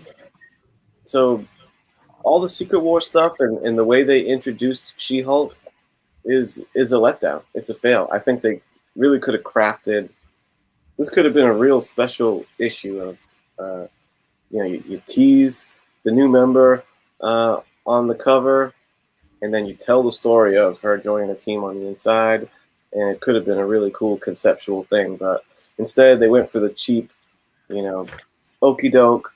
They're going to save that story for later, really. So disappointing. That concept alone, the She-Hulk bait and switch, would probably get like a 2 for me. Paste Pot, I mean, I'm at the point where I want to give that thing 5s across the board. And I'm going to meet it in the middle and say the concept is a 3. Gavel dropped. All right. 3 it is. So speaking of judges here, Dave, what say you, my friend? Wait, you went, didn't you? Yeah, you want me to talk? I'll talk again. I don't mind. I was gonna say I was confused. I didn't see you muted there, so I was really confused. Let's not do that again. Yeah. So Roger, what say you? What is your score for the concept of this book? Is this something new and exciting, or is this the oldest hat known to the haberdasher? Boy, you're really dating yourself with the haberdasher. I have gone to haberdashery though back in the 70s. But anyway, it's like you said, it's very tough to score this on a concept. I say that a lot, I guess, but in this case, it's especially so because I have to break this up into some chewable chunks, shall we say, and there are misdirections and there are surprises, both on the good and the bad side, right? But we don't have a banner here that says Secret Wars tie-in. That was before that kind of stuff was coming in. The first Secret Wars didn't really have tie-in. They had the issues where they disappeared and appeared. Sometimes it was just a page or a couple panels. So I can see, you're right. This is sort of like the precursor to the big crossover. But you always want to compare that to Crisis, where Crisis was done in real time and the crossovers were during the event. And this was, kind of messy because of, the spoilers that you got yourself into, and the unanswered questions that they tried to put off for months, which was very frustrating as a collector and a reader at that time. So I'm not going to give this high concept grades because it just, to me, it was not a well done design of a concept. And Kenny is right. This could have been much better. They could have had, based on what's in the cover, they could have had, a story which was, inherently around the new member and how she came about, and the different perspectives that they would bring, et cetera, and how that all meshed with the team, like the cover suggests. But the cover is misleading, and that is why I give that marks off, because I don't like misleading covers. I don't like to be tricked. If I'm gonna buy a comic, I expect it, even if it's topical, I expect it to be, a little closer to reality. This is not that far off, I suppose you can say, because the character was introduced, but it sort of intimates a whole different story than what we got. All right, but we also got that little mini story, shall we say, or which it was almost, I think, a third of the comic, I think, with the Trapster, which I think saved the comic. And again, I think Byrne here, unfettered, like in that first story, is brilliant, right?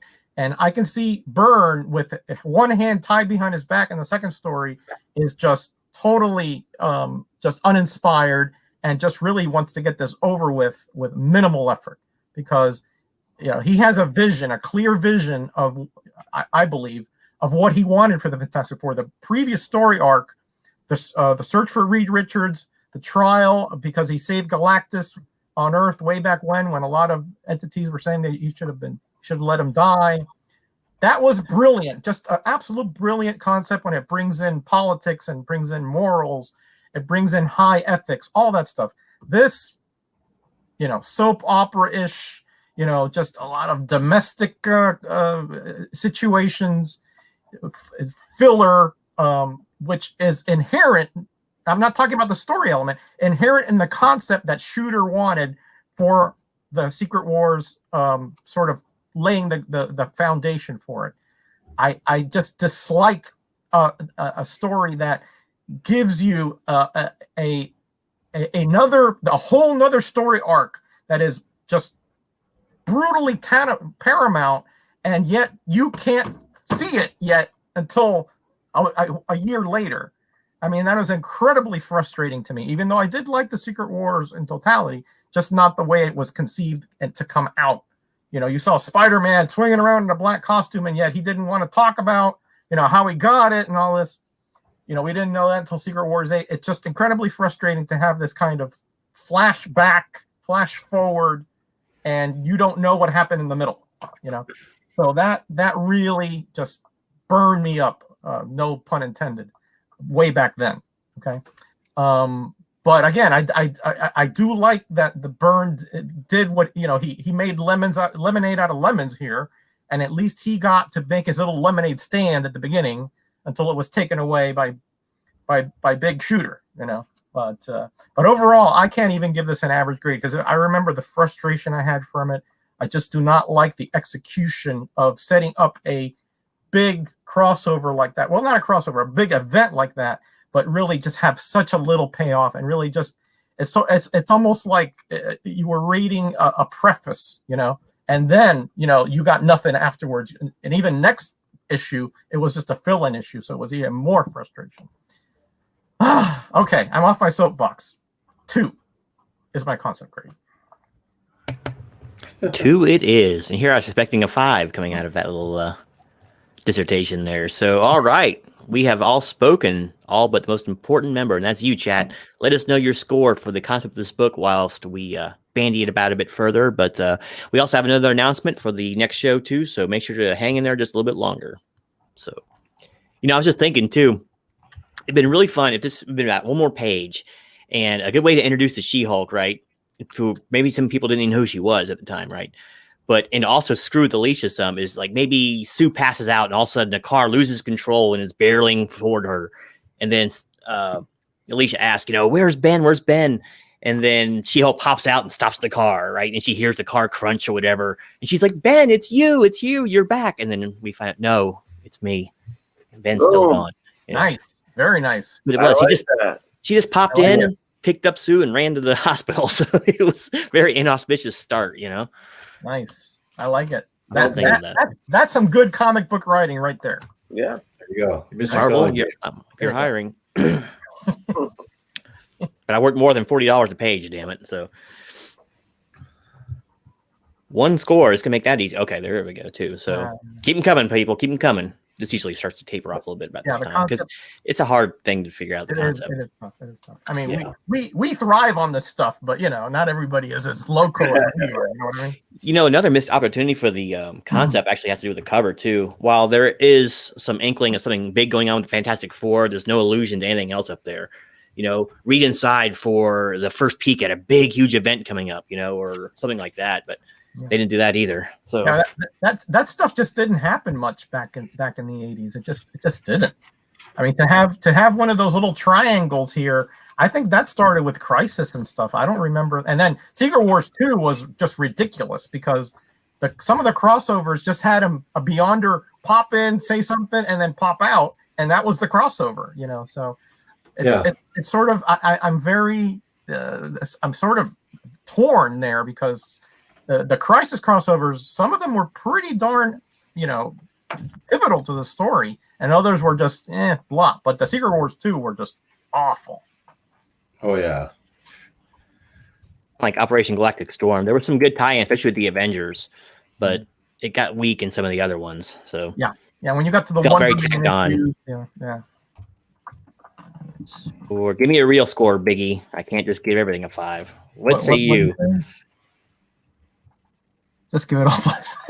Crisis was a banner across the top. Marvel started the triangle. Was it, ma'am? I mean, it was cool. I mean, I realized that they were in the neophyte stage here. They didn't know. It was like almost a whole new thing, right? Something so all-encompassing. So I can imagine it was a real headache to put it together. Oh, yeah. So, we have the larval form here, and DC got to take that and run with it and make it easier on themselves, Well, since Shooter wrote both of them, it made it a little easier because you don't have to take a regular writer off to do that series. But he was the stories and the rumors are he was a very iron-fisted type of editor, and you had to do what he said. And that's what you need. I mean, here's the thing too. People, and Kenny could probably attest to this, or I don't know, Dave, if you ever spent time on job sites, you cannot be a nice guy and be a boss or foreman in some industries because they will walk all over you. Yeah. Jim McMahon is not a nice guy, or Vince McMahon is not a nice guy, right? You can't be. Those personalities will walk all over you. So you got to be kind of a tyrant. Usually also, in the quality of the work will usually suffer too, as when I was like foreman of a big steel manufacturing plant, like a big steel fabrication plant. I had like 100 welders working for me, and I was pretty nice. I was pretty nice to everybody because I always hated those guys that were always fucking jerks all the time. But when I came unglued, when something went wrong and I fucking started yelling, people listened to me because they're like, holy crap, Dave never yells. He's pissed. And people would scatter. Because most of the time I was nice. And a lot of times they'd be like, hey, I'm real nice about this, but you're fucking fired. Get the hell out of here. Right? You're not doing the job right? Yeah. I mean, I didn't work with him. I can't imagine that Jim was always screaming at people, but I guarantee if he puts something on your desk to do, you better do it. I don't care if you're Chris Claremont, I don't care if you're John Byrne, You ever seen a picture of him? Yeah, he's like 6'6", and he's a massive guy. Big nose. I'm like, that guy's had his nose broken a few times. I'm sure. He used to fight at Comic Cons probably in the old days. That's how you got to talk to the booth, and definitely Marvel improved under his leadership, because it was really weak back there in the early 80s. It was kind of weak a bit. And Liquid followed it too. So exactly when he left. Yeah, so got result. Regardless, you think he got result. I don't know. Once again, last plug for the Buddy Ansky interview, but we actually talked about him. I always ask this. I've got guys who worked with both DeFalco and with Shooter. I said, what was the difference? And Bob, he kind of sat there and thought real quick, and he's like, well, Shooter is like, this sucks, do it again. And Tom would be like, this sucks, but we'll get it next month. So that was the difference in the leadership style. So I always thought that was funny. So, okay, this is the last bit for the grades here. Let me go ahead and tabulate here. Yeah, good point, Bill. They missed a lot of deadlines. You had a lot of reprints and fill-ins and things like that. Yeah. Shooter came in and he's like, no, you're getting it out. Even if you got to work through the whole weekend, 24 hours, you're getting this out. Or don't come back on Monday. Or like Dave was saying too, you can be the nice guy after you get the ship righted and get things running smooth. And then now they know what to expect with you. You can stop yelling. Now the guy that keeps yelling after that is kind of a jerk. Yes, but chat score is a 3. All right. Nova Mad, by the way, welcome to the show. Good to see you. Good to see you. Over easy mode. Yeah, all the greatest coaches were bad. I don't think John Madden was always so nice as a head coach. You know what I mean? He looks all jolly and jovial on TV, but I'm sure he was happy when they were winning, but he was probably yelling at them when they were winning. Yeah, Shula was great. Was a very nice guy. I've met him many times. But if you did something that he thought was, like you took off a play, you were at the end of the bench and you're not going back in. He was rough, not verbally, but he was rough. And he actually loved the business too. That's a different thing. They didn't just bring in some hard case to try to write the ship. It's like this guy had been writing comics since he was like 13 or whatever, and working in comics. So he knew the game and he knew what people wanted to, and he knew what he wanted to read as a comic lover. So that's a good thing too. You can say whatever you want about his style, but you can't argue with the results. They were excellent. No, everybody's got their own management style. I'm sure Jim did what worked for him and got results. Right? Yep. So, all right, there we go. So this part of the show, we just do a really quick, brief rundown. I'm going to leave the squares, the panels where they are. We're going to play a little Connect 4 here. And we'll start with Mr. Miracle. Mr. Miracle, you just want to run us through your total scores for this book? Yeah, let's take care. So for my overall, cover was phoned in. That Trapster story just knocked it out of the park, both art-wise and concept story, the whole thing. Great story. The second half, you can definitely tell he just wasn't as into it. John just wasn't as into it, art-wise, story-wise, anything-wise. And the whole concept of, making you buy a bunch of other comics that haven't even come out yet, and we're making you look at all this weird stuff that's happened to your comic books and not telling you why. So I went back and forth a lot, and I ended up on a 3.5. This is for my overall. Would I recommend this to another person to read? Yeah, I'd recommend the whole John Byrne run. I would recommend Secret Wars. I'd recommend this book because you have to read this book to keep on top of things. I would recommend this book because that Trapster story is fantastic. So 3.5 overall. All right, 3.5. Kenny, hit us up with your scores overall, if you would. I would. I will. The cover was pretty good. I think it was more of a layout issue than a execution, artwork issue. I think all the art is clean. The layout was just misguided. The art inside is also really solid. It's not so much the art; it's a matter of subject matter and situations that he was drawing. But you get the John Byrne that on that front end Trapster story, and at the end when the crew does arrive, you start to get some life back in the book. Nothing really poorly drawn per se in the middle, but again, it's just a little dull because it's very pedestrian. Story, again, is also lighter in the middle. Concept, I felt a little bamboozled, by that cover. I didn't appreciate that much. And I think overall, a fair grade on the way I feel about it is a 3. I do think overall the book is above average, but some shortcomings. All right, 3 it is. Yep, no book is perfect. At least one we've scored yet, so there's always room for improvement. So, Roger, what say you? Is there actually some improvement to be ahead there, or is this the absolute perfect book despite your scores? Well, no, far from it. And I'm with Kenny on this pretty much point by point here. The cover, I don't like being misled, but I was surprised because they don't say anything about the really brilliant, just Byrne, just having his way with a concept that nobody else had ever thought of, and it's just kind of tucked away in a nondescript issue here. But if you have this comic, or if you see it in a quarter bin or a dollar bin, pick it up, because that first story honestly is worth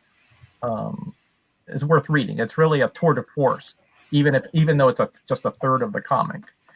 So I like that. I like that that the reader got a little more meat than that really boring soap opera-ish drama, drawn out, just trying to get to the finish line, and then putting in a few elements probably that he had thought of for an actual story there at the end, with but with the interposing She-Hulk and the Sue with her pregnancy issues. But the cover, 2.5. The art inside, it's Byrne. He's brilliant. Not his top stuff level stuff, especially in the second story 4.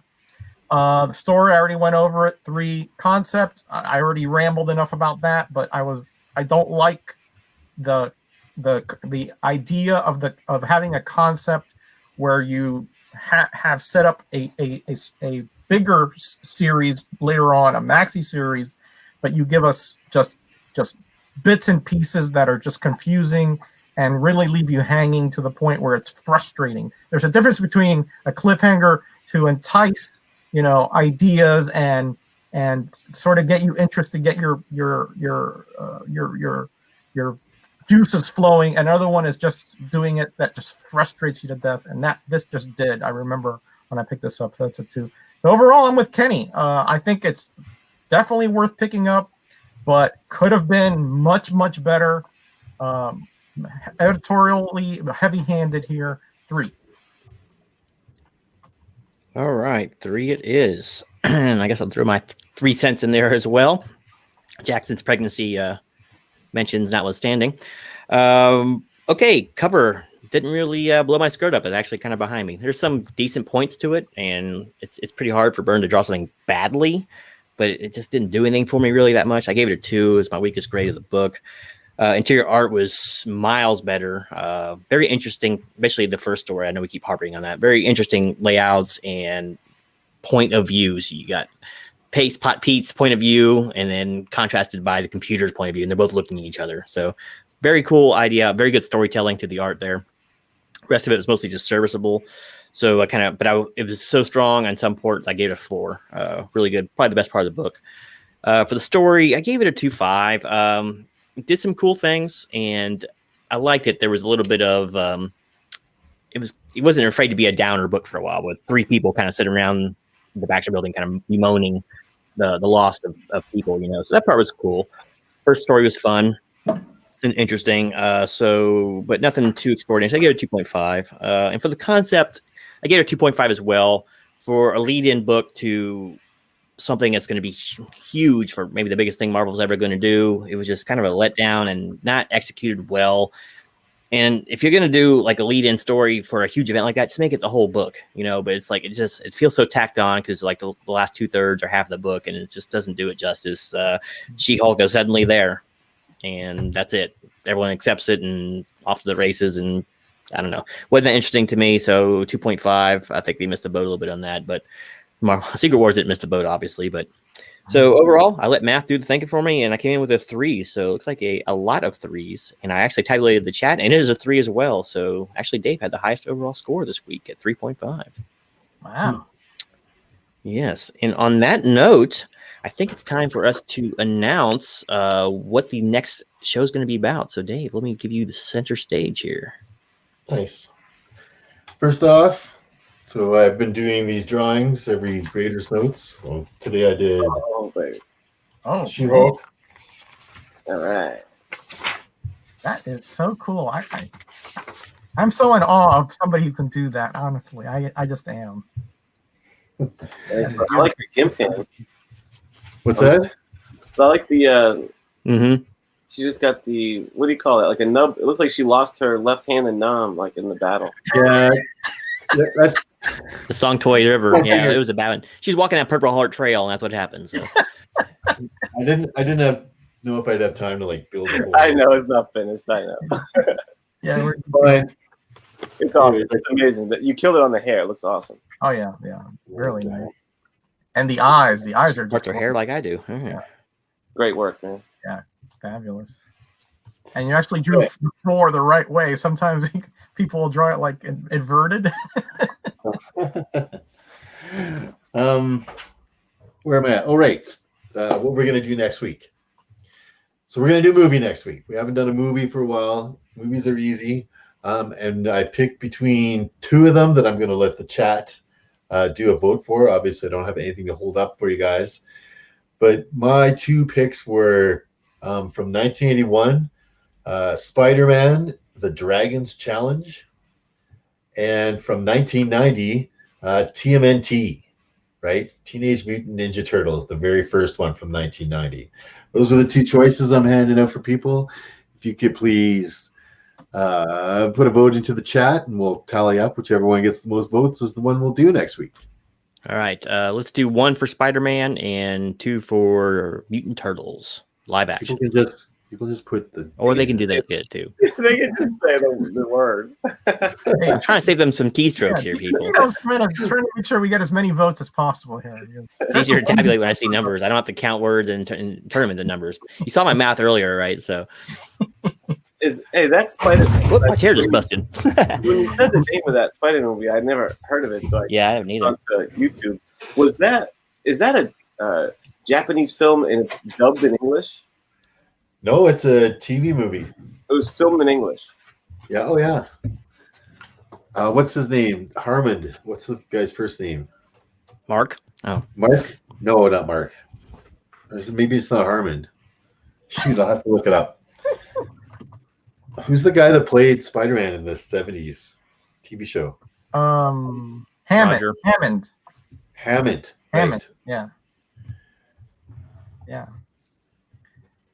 Oh, I think I have seen that movie now that I think I do remember it. Yep. Mm-hmm. Okay, we got 3 votes for Spidey and one for Nicholas TMNT. Hammond. Yeah, Nicholas Hammond. Yeah, I remember that movie now. Well, two votes for Spidey. I remember it now. Well, we got Spidey, then 1, and then 1. That's But all Spidey, right? Things did both. Oh, he did. Yeah, he sure did, didn't he? Yeah. Yeah, you got to 2-1. I won't say anything, but he's sneaky, Bill. That guy. Bill Yeah, and to of the course, desert with you. And of course, Teenage Mutant Ninja Turtles, the first one. Nobody was quite sure if it was going to fly. Right? There's no CGI back then. Mm-hmm. Right. All suits. All suits. Make Jim Henson proud, man. Yeah, I believe it was Henson that was involved, wasn't it? Was it him? Maybe. I honestly don't know, but I think it don't almost know. feels like he is because I think it's really one of the best suits. It was either the first movie or the second movie. David Warner was actually in that movie. So talk about adding a touch of class. Wonder if I know they're bringing back like Garfield and Tobey Maguire, and for the Spider-Man movies, I wonder if they'll bring back Nicholas Hammond as well in that Spider-Verse thing. That'd be kind of neat. That guy's got to be in his 70s. Oh yeah, but he could still be he'd be Uncle Ben now or something. Uncle Ben. He's gonna pull the Stan Lee cameo. Is what he's gonna do.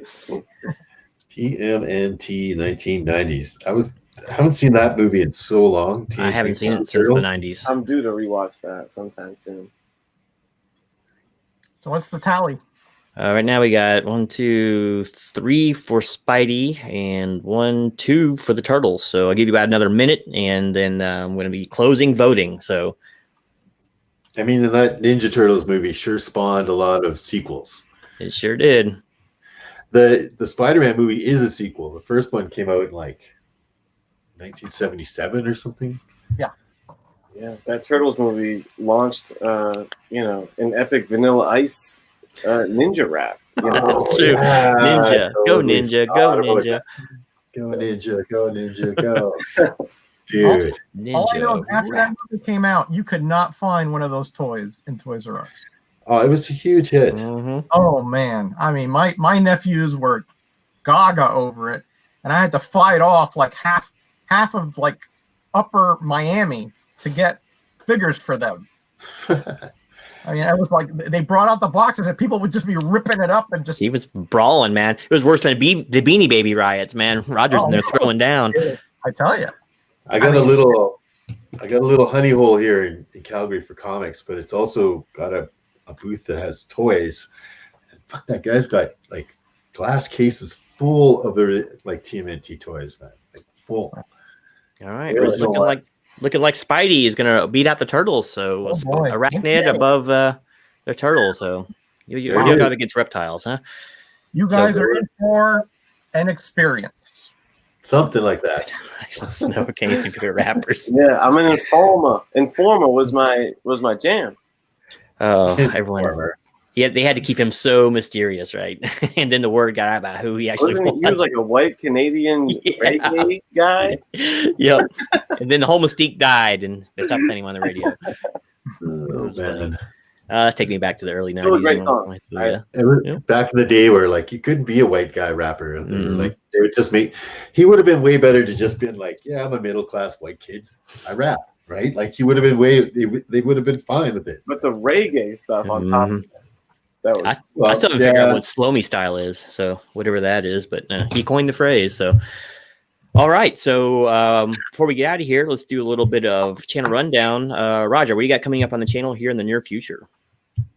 Not much right now. I'm just doing the roundups. I might be doing a little change up on that in the future, but kind of time is kind of a precious commodity now because I'm fixing up here the house and the floors and the yard and everything. So just the roundup for now. And of course, on Monday nights I'm on with Bubs, and every other Thursday with you, fine gentlemen. It's a place to be. Kenneth, how about you, my good friend? What's going on ComicHead84's channel? Well, I don't know. No big plans right now. Power hours on Friday. We usually have something fun cooking over there. And I will be joining Gorilla Todd Comics on the old auction block on his channel on Saturday evening. And there's some good stuff going up. If you're Star Wars fans, I'm going to put up some lots from that Star Wars run I got. And stay tuned for that, I'd say. That's about it.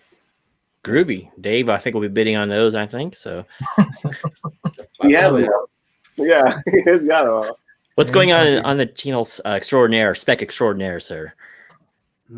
Well, I got another undervalued book on deck, or video on deck soon. Of course, I was on Biggie's channel last week. It gave him a whole bunch of comic book covers, like sketch covers that he's going to do for giveaways. What else going on? Yeah, not much really. You know me. You should do a quick art series. Do one of your fast drawings and walk people through it. My God. Is there like 100 million of those videos on YouTube already? And some guys that are really, really good. Where do you think I'm getting? Like, I go on there and look all the time. Some of those guys have got like 18 million views on some of their videos. I'm like, holy moly, right? Like that's 18 million views is worth like $60,000 if you're monetized.